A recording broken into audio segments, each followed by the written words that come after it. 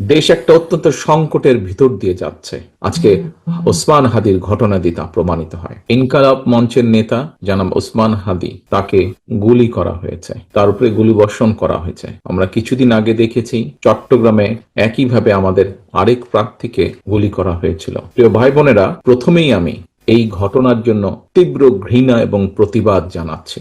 আমাদের উচিত হবে সারা বাংলাদেশে গণতন্ত্রের পক্ষে যত মানুষ আছে প্রত্যেকটি মানুষের উচিত হবে এই ঘটনার তীব্র প্রতিবাদ এবং ঘৃণা জানানোর। আসো আমাদের আজকের এই অনুষ্ঠান থেকে আমরা এই ঘটনার প্রতি তীব্র ঘৃণা এবং প্রতিবাদ জানাই, এবং একই সাথে বিএনপি এবং ছাত্র দলের দায়িত্বশীল একজন কর্মী হিসাবে আমাদের দায়িত্ব হবে প্রশাসনকে, যারা এই ঘটনার সুষ্ঠু তদন্ত করবে তাদেরকে আমাদের অবস্থান থেকে সহযোগিতা করার কোন স্কোপ সুযোগ যদি থাকে আমরা আমাদের সর্বোচ্চ সহযোগিতা করব, যাতে করে তারা প্রকৃত যে দোষী ব্যক্তি তাদেরকে খুঁজে বের করে দেশের আইন অনুযায়ী তাদেরকে শাস্তি প্রদান করতে পারে।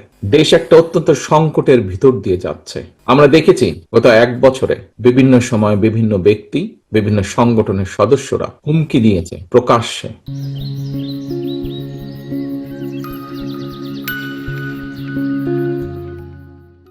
যে প্রত্যাশিত নির্বাচন আগামী ফেব্রুয়ারি মাসে, সে নির্বাচনকে তারা হতে দেবে না, বাধাগ্রস্ত করবে, প্রকাশ্যে হুমকি দিয়েছে।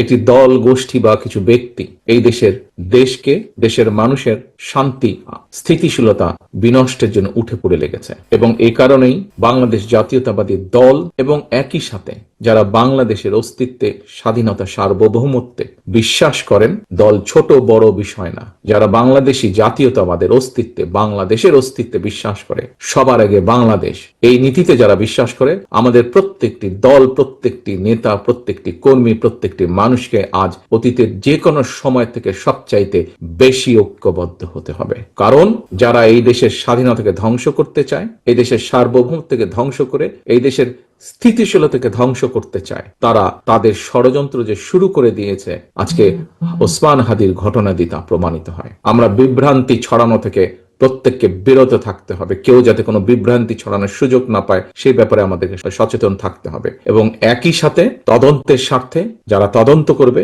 সত্যিকার অপরাধীকে যারা ধরবে, আমাদের অবস্থান থেকে যতটুকু সম্ভব আমরা সর্বোচ্চ সহযোগিতা করব।